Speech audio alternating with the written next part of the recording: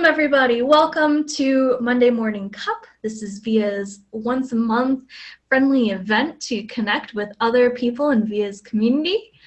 And today we're going to do a quick round of intros. We're going to put Boulder Transportation Connections under the partner spotlight about all of their wonderful news and programs, and especially about Go-Tober. And afterwards, we're going to have a really quick discussion around our theme, which is your pet today, or favorite animal or memories throughout your life. I just want to hear and have you share so that we can all get to know each other a bit better. And then we'll have a couple of closing messages. And we have a couple of simple rules. Please, I encourage you to share often and share briefly. We don't have as large of a group as normal today, so don't worry about being as brief if you want to elaborate. We're all friends here.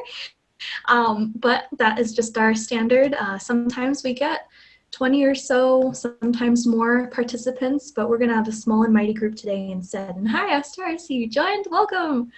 I love your cheery orange background, it's so sweet. So I'm not sharing anymore. Let's get into introductions, and I'll kick us off, and we'll call folks one at a time so we know when to talk. My name is Zoe DeVito. Share your name, who you are and what you do, what kind of cup you have this morning that you're drinking. I just got this amazing huge water bottle off of Amazon and I'm struggling to drink it all day long, but I'll get there. I work for Via. I am the Development and Partnerships Manager. I love facilitating this event and getting to know everybody. Lisa, hello, welcome. Thanks, Zoe. If you need to get up and make a quick exit and come back, we'll understand now that we've seen you drinking a gallon of water. Thank you. But my name is Lisa Curtis. I'm the Director of Development and Community Outreach at VIA, and really happy to see everybody's faces this morning. Thanks. Thanks, Lisa. Hi, Kathleen.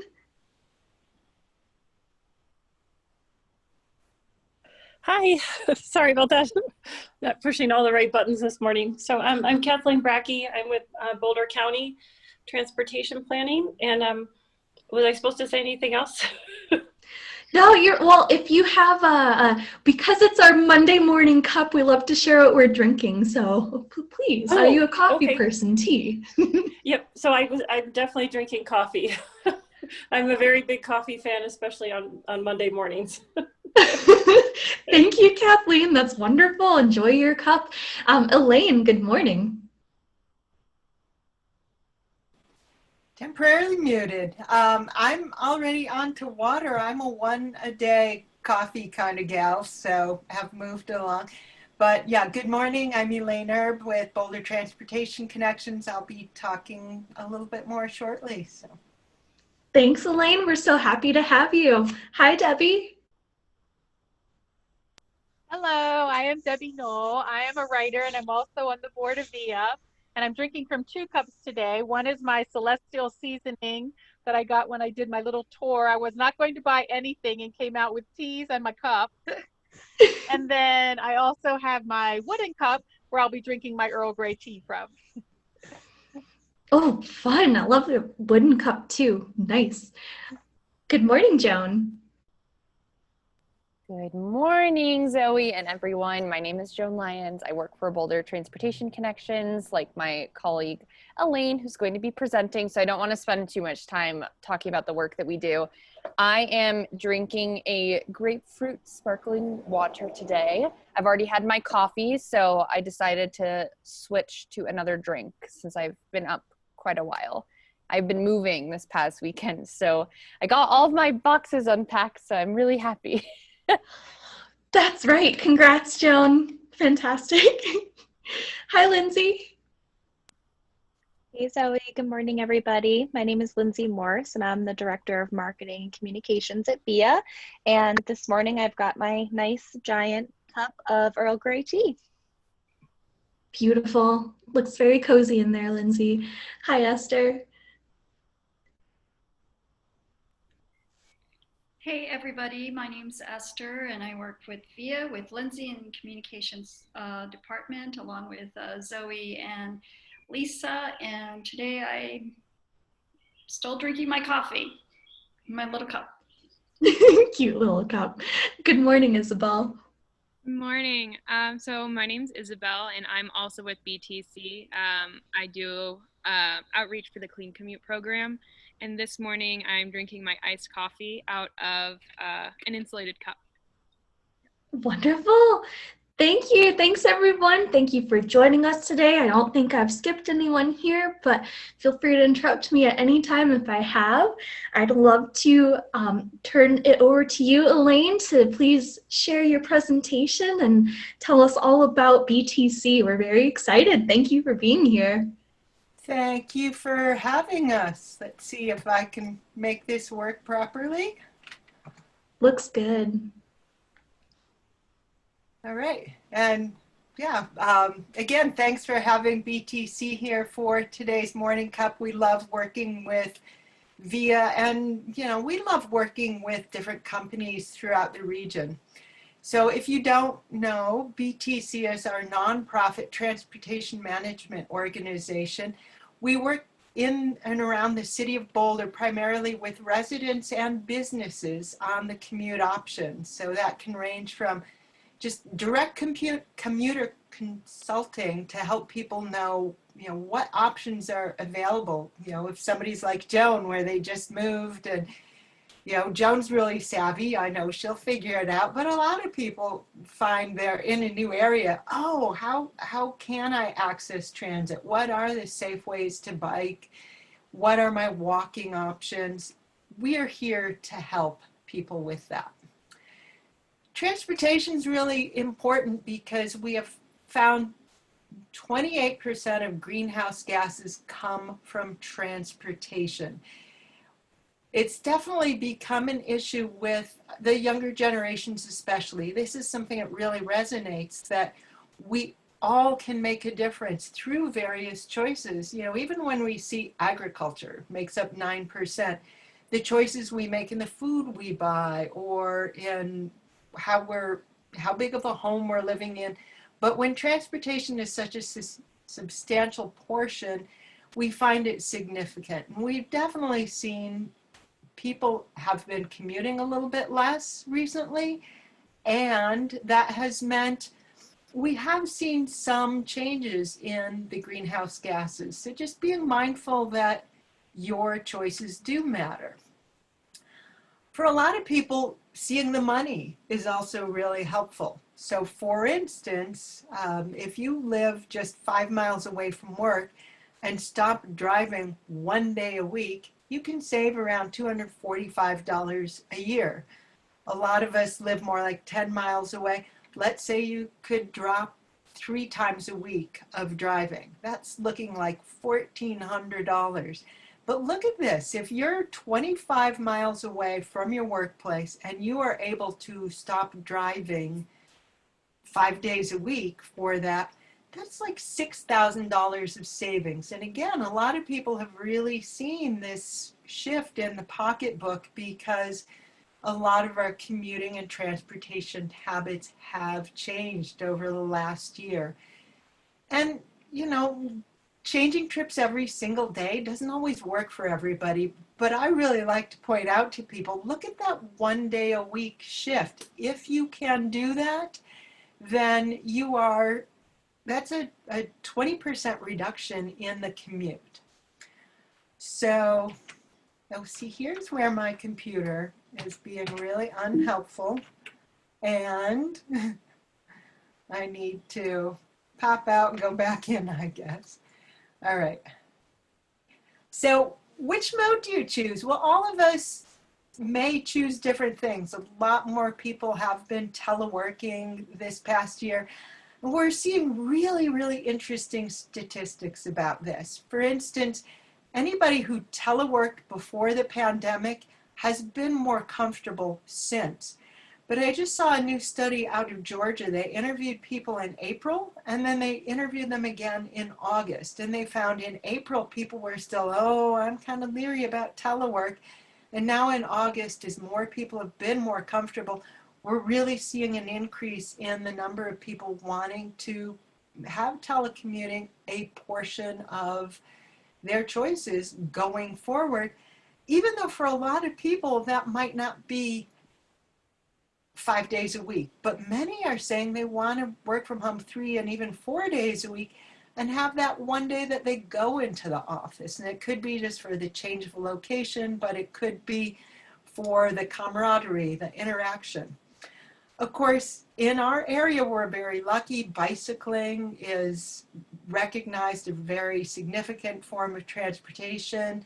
We have great bikeways in and around Boulder. A lot of people do use that. We also have good transit options, and transit's an interesting point in today's world. But to me, I think what's really important is that we recognize the significance, recognize how many people were using it pre-pandemic, because I think post-pandemic, transit's going to again make up a very significant part of transportation.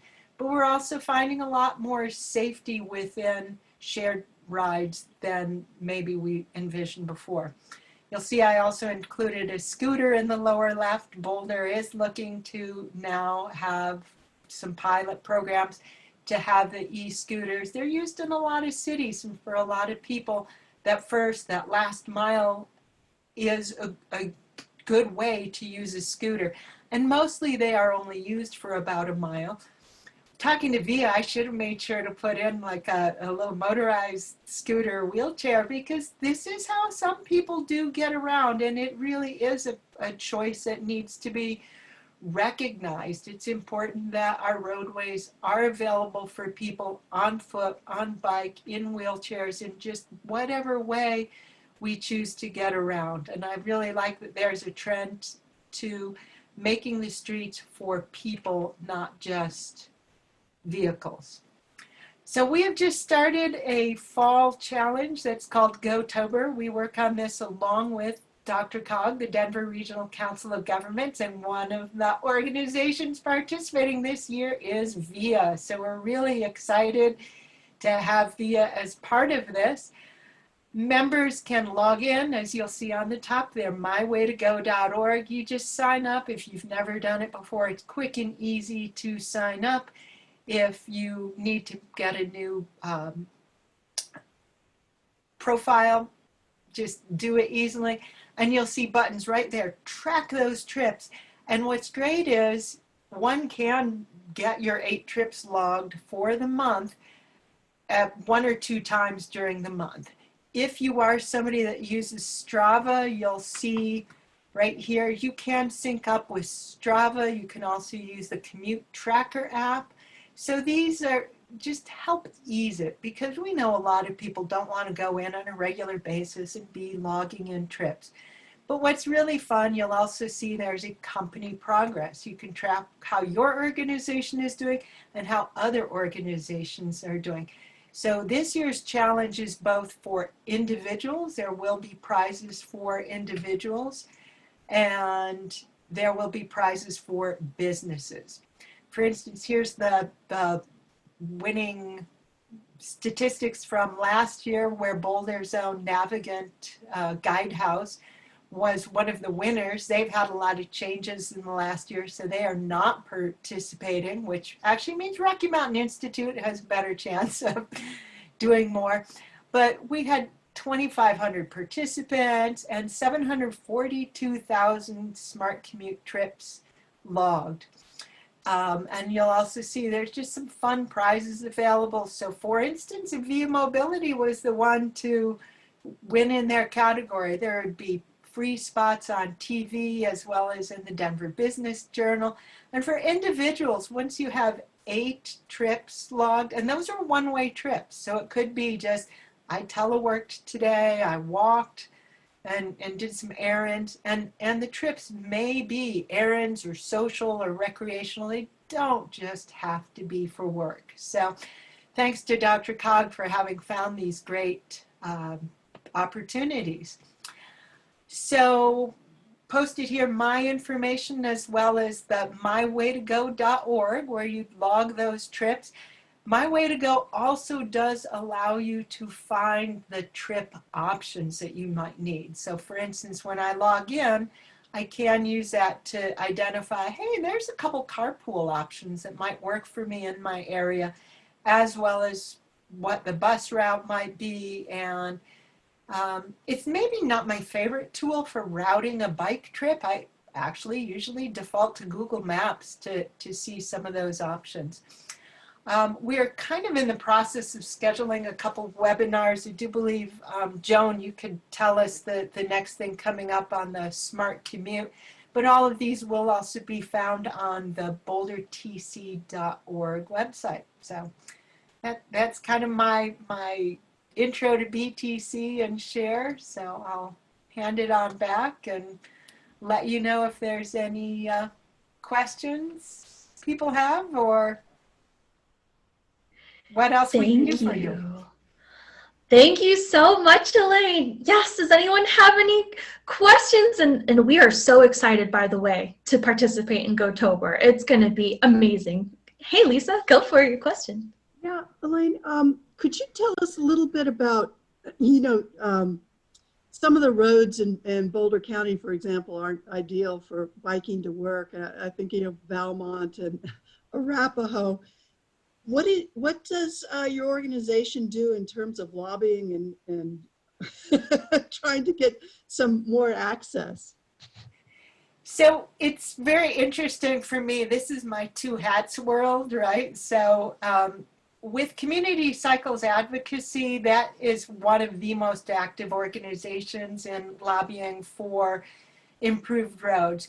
We stay active and involved. So for instance, even with my BTC hat right now, I'm quite invested in what's happening along State Highway 119. Okay, I have the personal interest. I live in Niwot, so I get to approach this from more of a user perspective than a lot of other members of that committee. But we also pay attention to where are issues happening, where are we hearing from people about their needs. And a lot of what we like to do is stay informed. What projects are going on? There is work on Arapahoe. There is, we are looking forward to BRT in the future. And as that roadway transforms, what can be done about bikeways, bikeability, protected bike lanes and shoulders? Most of our sponsorship and funding comes from government organizations. So it's a delicate balance of how much can BTC advocate and how much we just, as I say, share that information with the community. So, for instance, for me is I've been reaching out to businesses in Boulder that I know rely on, say, the transit along 119 to get some input from them about just what that's going to look like and what their particular needs are. So helping the businesses make sure they are heard in this discussion as well. And just commuters in general. But, that said, we definitely believe in people having access and opportunity to have safe transportation and, keep Boulder progressing as a place known for being really bike friendly. I was very startled a year ago. I was working at CU when Williams Village people were moving in, and a young man, like 18-year-old gentleman just moving to town, had said, well, I won't be biking around. Biking in town is not safe. And it just really startled me that the Boulder I moved to a bunch of years ago was amazing for cycling. And I felt very comfortable riding on the roads, and we've had an increase of traffic. And what I believe is people that come from communities where cycling is not as easy and friendly have come with a perception, and it may take a little more work to get them to that point. So we really hope to see more growth in just more secure, buffered, protected bike facilities, and I think that will promote it. The other thing in the cycling world is there's a huge growth in something called gravel riding. And I, because of living also off the Lobo Trail, I see a shift. More people are using an indirect soft surface route for their commute because it is that much safer than riding, say, along the diagonal. I have some other things to add too, if you don't mind. It'll take me a second to pull it up. But we do have a couple of different projects that we're working on with the city of Boulder for neighborhood shared streets. So tomorrow, I believe, 5 different streets in the community should be closed to vehicle traffic in different neighborhoods. And so this was something that, as you guys probably are aware, the Can Do Colorado Community Challenge had street revitalization grant opportunities for individuals to apply for. So the city technically applied for this funding, but we're also helping with outreach and engagement for some of those projects. So one of the streets that you did mention, Lisa, off of Valmont, so from 34th and further north, they're going to be closing that entire stretch. So it'll be closed off to traffic. There's a couple of other streets as well, but since that was one that you were interested in more particularly, it should be very exciting to have cyclists and pedestrians being able to go off in those streets and use them to their own advantage and feel safe using those streets where they're closed. We're also going to be doing some ride-alongs and walk-alongs in those different streets. We're still planning them since they're going to be closing them starting tomorrow potentially. So we'll have some stuff within the next couple of weeks, and maybe we can show you the community safely where those different areas are being closed. So we're always trying our best to do all of those different things in the community. So that sounds great. My question was purely personal because I live in Lafayette, and I think there would be so many more bike commuters between Lafayette, Louisville, and Boulder if some of those main thoroughfares were a little bit felt safer, frankly, when you were riding on them. But thanks. Definitely. And, we've certainly heard from people, Lisa, who have found that getting over to the 36 bikeway is their best option for commuting. Because I had done a promotion a few years back where we did a group ride out to Lafayette, and it was really interesting that, a lot of it was comfortable and decent, but there are a couple areas of I've got to be on this busy road. And I was certified as a league certified instructor for bike safety. And one of their tips is, you just ride in the middle of a bike lane. And, it's a good skill to learn, but I really find that not every cyclist is happy and comfortable doing that. So, we all need to find those comfort levels, but I also just, I personally hope that this is more of an option, because I think you all know that a lot of trips people make are under 2 and 3 miles, and they are walkable, they are bikeable, they are, you can take your wheelchair for, I don't know, Debbie could tell us how far can you get on a charge with your wheelchair, but, not getting in a car for every little trip, I think, can really help us make some differences. Thank you. Does anyone else have any questions for BTC? This is Kathleen, and it's not necessarily a question, but it's a thank you, and just really appreciate all of the work by BTC to get the word out about the projects that we're doing. Both, I'm sure the City of Boulder folks, but I know for sure us in Boulder County, all of the work that we're doing on the 119 bikeway, on all of the multimodal corridor improvements on 119, the State Highway 7 from Boulder all the way to Brighton. And then now we've just started 287 planning from all the way from Longmont to Broomfield to US 36. So there's a lot going on, and we just really appreciate the help getting the word out. Sorry, that's Pearl in the background. Okay. Thank you, Kathleen and Pearl. And, you know, it's so interesting to hear Kathleen mention like 287. That's not technically in our area. And yet, you know, we feel we have some interest in projects like that just because we tend to meet people who do have to transport between the different communities. And it's another of those areas. I do travel on those roads some, and I see people trying to ride a bike along 287, and you know, it's interesting. Having lived in a location for as long as I have, I've seen those kind of impacts that happen. That it used to be 95th Street was a quiet street, and I could bike on that. But then some construction happened on 287.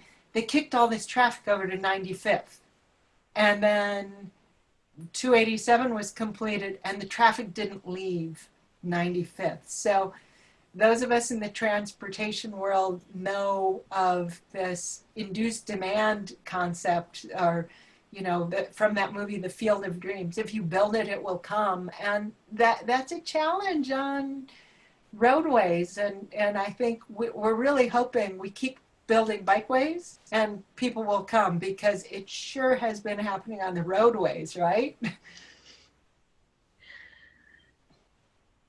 And thank you, Kathleen. Yeah, well, I think that you're exactly right. That's the whole idea, is to create so that it's an easy choice for people to make, whether it's a short trip or a medium trip, or even now, as you were saying earlier, the e-bikes make the trip distance even potentially longer. And what it really excites me about the US 287 corridor planning that we're doing is when you kind of pull up and look at the network that we're working on together.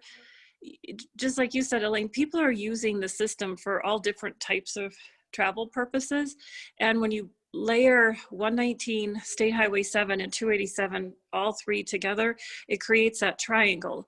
And all of a sudden, now it's not just going to and from one place, but now you can get to multiple places by bus, by bike, with lots of different choices. And so to me, adding 287 really creates a greater impact than the sum of the individual parts, if that makes sense. It sort of amplifies what people are going to be able to do and where people are going to be able to go throughout the county. So, and connecting to other counties. I mean, not only connecting south toward Broomfield, but north toward Berthoud and, you know, Loveland and Fort Collins. So it really helps to expand the reach, I think, that people have for jobs, for healthcare, for education, and creates more choice. So I'm super excited about the combination effect of all of those corridors together, and appreciate getting the word out, because like, you never know how we may reach a customer through VIA, through BTC, through the chamber, through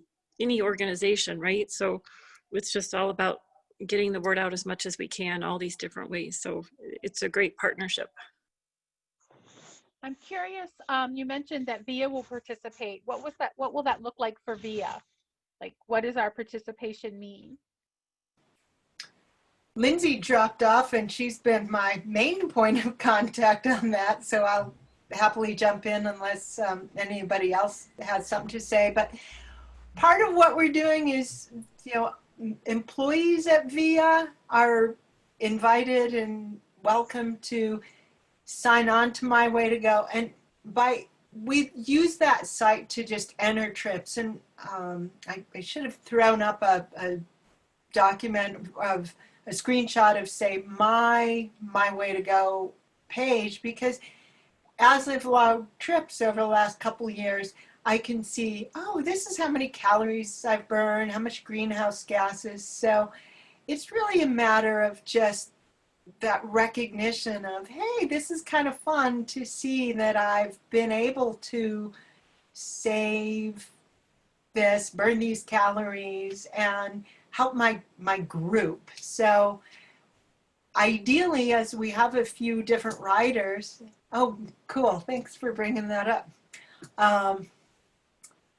Wow, we've got some big savings here. So you'll see that's a good bit of money can be saved as the time goes on. And it is just part of what incentivizes us. And what's also nice is you can see on this Simple Steps Better Air has been including the air quality, because I know I personally have been making a lot of my choices based on what's going on with air quality anymore, because I'm not as inclined to do a big bike ride if the air quality's really bad. But just having the knowledge and the tools and the affirmation of, gee, I've made these trips, and in the case of Via being participating, you know, my way to go gets the benefit of more people using the site. And that means more people may be available for carpooling options. What if somebody at Via met somebody from EcoCycle and realized our work schedules are really similar and we live a block away from each other? So it helps start building more of a network too for some of the carpooling options. So we try to make it really a win-win-win. And, you know, the win-win-win is more knowledge about commuting habits, the organization working together to build that up, and maybe the individuals can win some fun prizes with that. Zoe, will you please shoot on the chat the link for that site, if you don't mind, because I'd like to share it with my daughter and her husband. I also did a quick screenshot of that one screen where you showed the savings. I thought that was really fascinating for just, even on the short trip, I was amazed at the savings for that. Yeah. I want to share that with my kids also. Elaine put the right URL. I put it wrong because I put .com. Sorry about that. I never do that.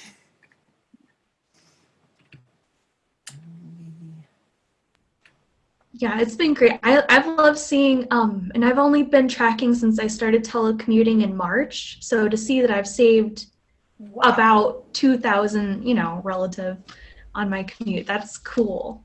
I feel it in my wallet too, so that's nice.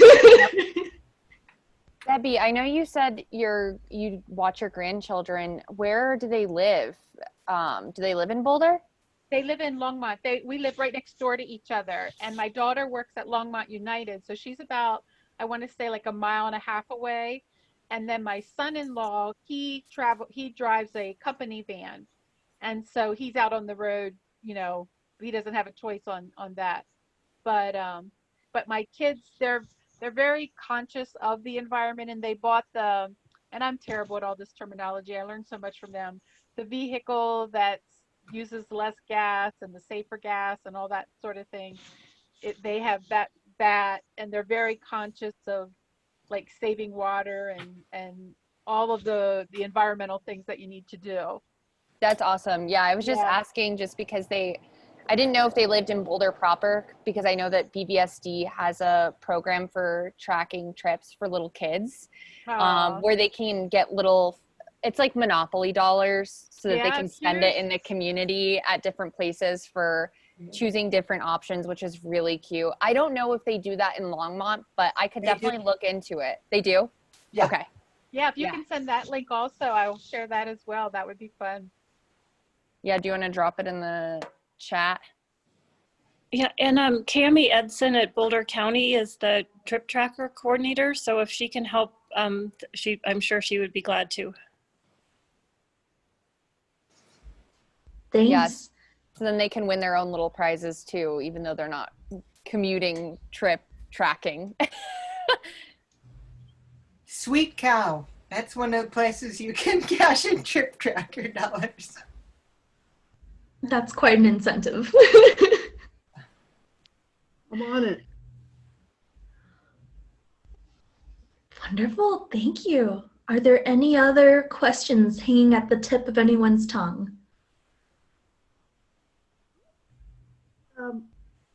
I'm just, curious. I know that I hate to mention the train project that RTD had going on at one point, but it just occurs to me, and this is probably maybe a question for Kathleen.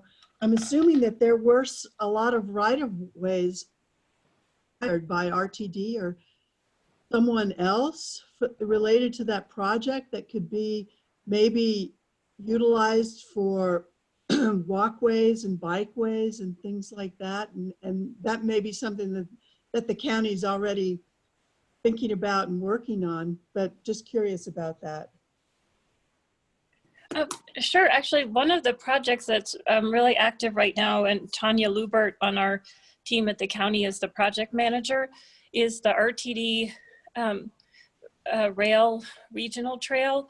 And that's exactly what it is when RTD was looking to expand their rail network into the northern part of the metro area, they had to buy, when they were negotiating with the railroad, they had to buy more than they needed, but that was the deal. And so because they did that, there's a segment of the rail that is now being looked at turning into a trail. So there's a lot of information on the county's website, and we just went through an online engagement process. So if you can't find it, let me know. That Tanya is the expert on all of the pieces there with the regional RTD trail. Thank you so much. That's great information. I obviously need to do more homework. Maybe, you know, this reminds me, this might be a great topic, all of the Boulder County projects that are going on for our Thursday transit talk. So maybe Kathleen, you might be interested. I'll get in touch with you offline. Maybe that would be something you'd be interested in presenting. We sure would love that. And I did pop the link to Transit Talk event. Please join us if you can. We'll have a lot of fun. It's a virtual happy hour for transit nerds. And I'm enough of a transit nerd. I did attend. Yes, of course, we'd love to have you as our spotlight for Transit Talks in the future as well. Thank you. So unless there are any other questions or comments, I think that we're at a pretty good spot to wrap up our discussion. Last call, anyone? Cool. Thanks, Joan, for sharing that link for the children's trip tracking as well. Fantastic.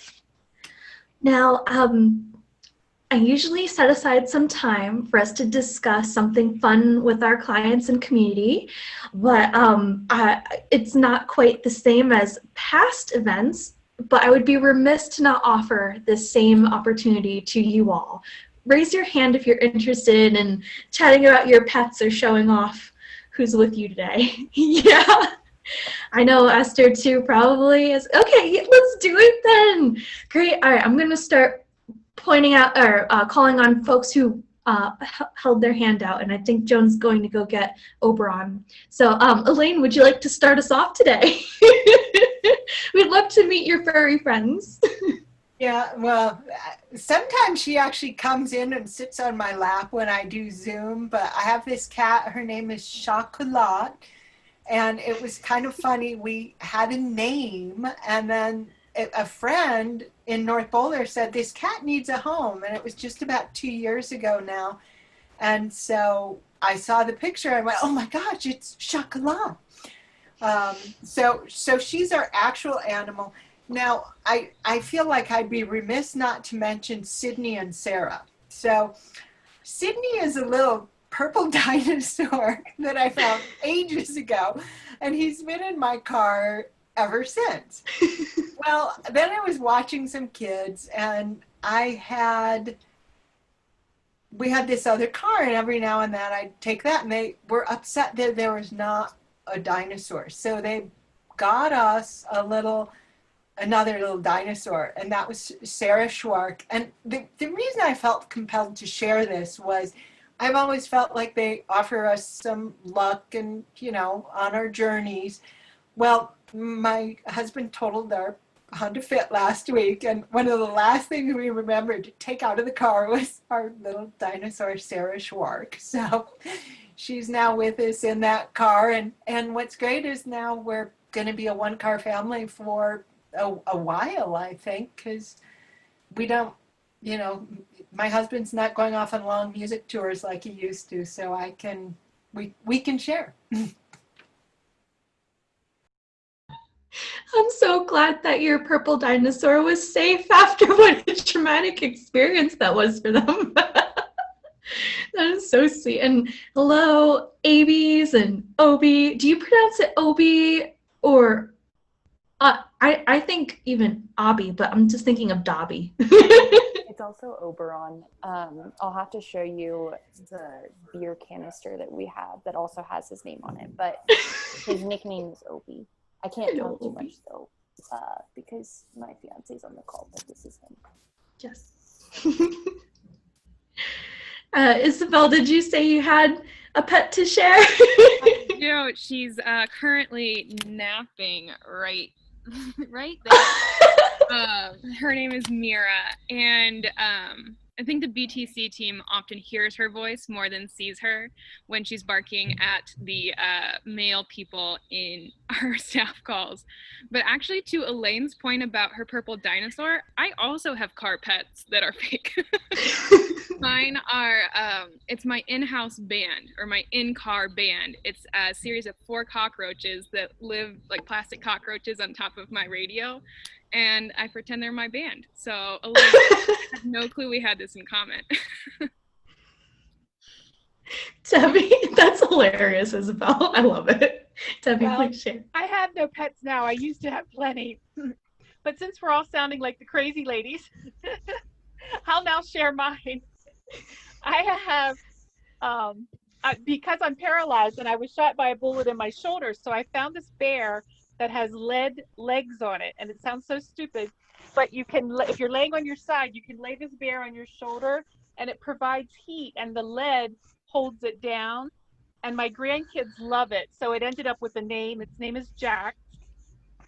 And I love Jax. Well, then about a year later, I also have, you're hearing all my health issues. I also have a colostomy. And so this is fascinating to my kids that there's this bag on my belly. I found a bear that has a little colostomy bag on its belly. And so I bought that one. So that one is now Callie. So now we have Jax and Callie sitting on my bed all the time that they play with. I love that, Debbie. That is so cute and like really fun too. Oh my God, your grandkids must love them. It's a whole conversation every night. That is sweet. I don't have like a fun, warm pet like that, but I definitely have a car pet. My husband visited Japan, and there's this little bunny that he got out of a vending machine. So it hangs around our rearview mirror. It's all like anime and cute. And then I have our cat Flo, and her name's Flo to remind us to go with the flow. And I have no idea where she went. She's usually here. Lisa can say she's usually here complaining at me to feed her. Do you want to share about your kitties, Lisa? Yeah, I have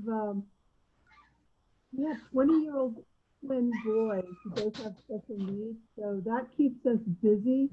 My wife and I are both dog lovers, but it's easier to have cats these days because we have a pretty active household. So I'm going to see if I can share a picture of one of our cats. His name is Zeppo.